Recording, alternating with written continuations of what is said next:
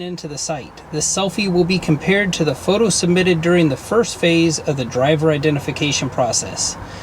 Yeah, this is going to be the final nail in the coffin of using a second or fake driver. Let's get after it.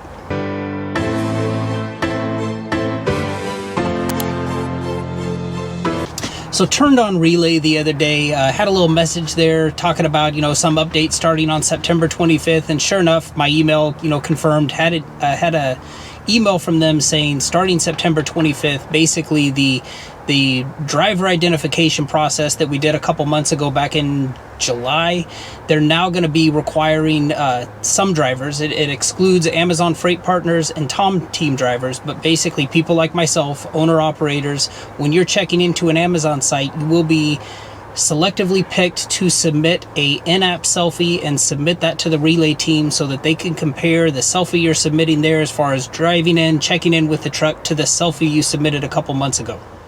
So to understand how we got here, you kind of have to understand, first of all, the anatomy of an Amazon load. I use Poway as an example. I run round trips from like Sand 5 or Sand 3 up to Poway and back to either Sand 5 or Sand 3 all the time. Let's say I book this to start at 8 o'clock at night. Amazon will block out like 4 hours to do this 82-mile trip. Typically what happens, let's say I'm starting at 8 o'clock at night, I will show up to the origin facility at like 7:30. Definitely want to be early, don't want to be late. And 9 times out of 10 at 7:30, they're telling me the trailer's ready. I go, safety inspect it, take a look at it, hook up to it, tug test it, do all that stuff, and I start heading up to Poway. Now, I get to Poway usually about like 8:30, let's say 8:45, somewhere in there. And wouldn't you know, 9 times out of 10, Poway, even though I'm early, Poway's ready for the trailer and they have an empty available to me. So now it's like 8:30, 8:45. I'm safety inspecting that trailer, getting hooked up to it, doing my tug test, heading back down to Sand 3 or Sand 5, and the entire load is usually done. Something that was booked out till midnight, I'm finishing up at like 9:30 to 9:45 at night. I'm a good 2.5 hours ahead of schedule.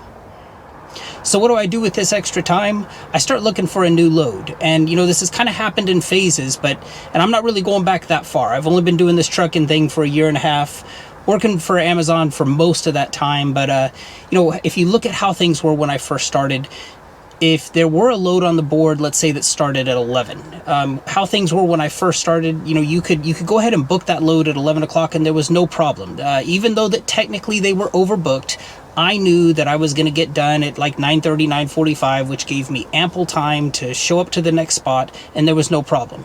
It kind of had its own rate-limiting effect, or rate-limiting consequence, if you will. I mean, if I did book that load at 11 and I wasn't there on time, me being greedy and trying to kind of double book that load had its own consequence in the sense that my performance score was going to go down. And yay, I maybe made a couple, few hundred extra bucks on an extra load, but then for probably the next up to 6 weeks, my performance score was going to go down and I was going to lose early access. They then started, I want to say like August 2022, they started doing this thing. They came up with this term, an ineligible driver. And this ineligible driver basically meant that like they would look it on the book, say like, hey, you've booked this load from 8 o'clock until midnight.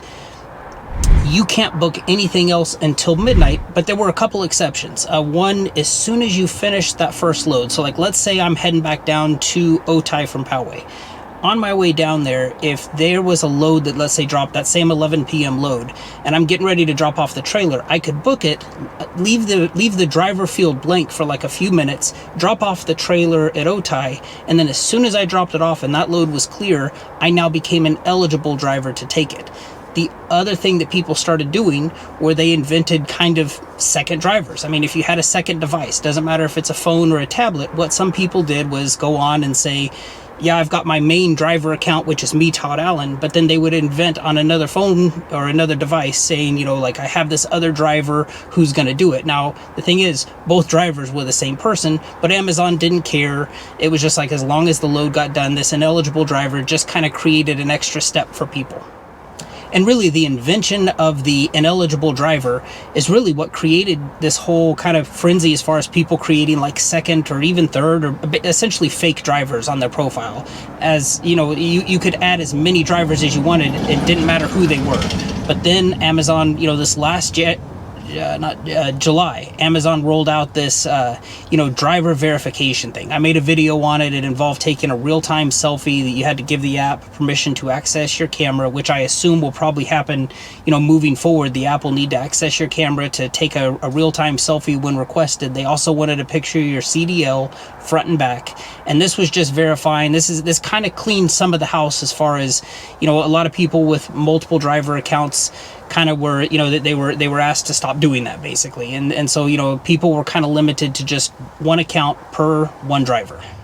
But people were determined. I mean, when I'm at these temporary parking, I like to talk to people, the guy next to me on this side, that side. Sometimes they want to talk, sometimes they don't. And I was kind of like getting a general feel for, what are people doing now? What is the thing? And basically the driver check prevented you from having a totally fake driver. But let's say you had a buddy who had a CDL, didn't work for Amazon, and was fine submitting a picture of their CDL and their picture to Amazon so that they could, you could claim that, yeah, this is my second driver. They are a CDL holder, and this is who's doing the work, even though it was still going to be the same person doing the work.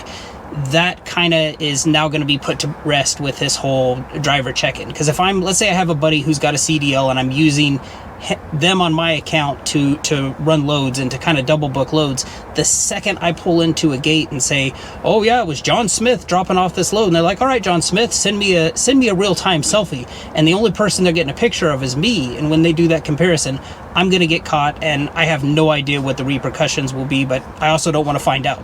So now that we're here, there's kind of three directions we could go. I mean, things could stay the same. I could live with that. I mean, as far as I do really miss the old time of just being able to book what you want. It had its own consequence. If you double book a load and you're late, your performance goes down. Yeah, you made a little extra money, but now your early access is going to be hurt for up to 6 weeks. So we could either stay the same. The way I see this getting worse is if they do start implementing, saying like, okay, Todd, you booked a load that was to take from 8 p.m. to midnight. Good job on finishing it in 2.5 hours, but you're still time barred from booking another load until after midnight. If that happens, I really do see that as kind of being the death of the load board. I'm hoping that doesn't happen.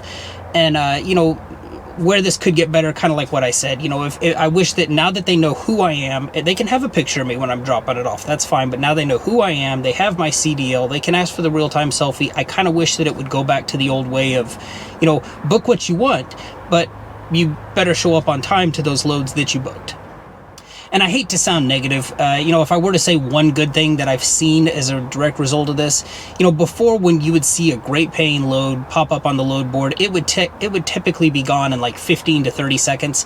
Now those loads are staying on there for a longer amount of time, now that everybody's kind of forced to, book and run loads off of just one account if that's all they have. If you have other drivers, great. Other legitimate drivers. But, for somebody like me, one guy, one truck operation, I am seeing those loads stay on there for a lot longer.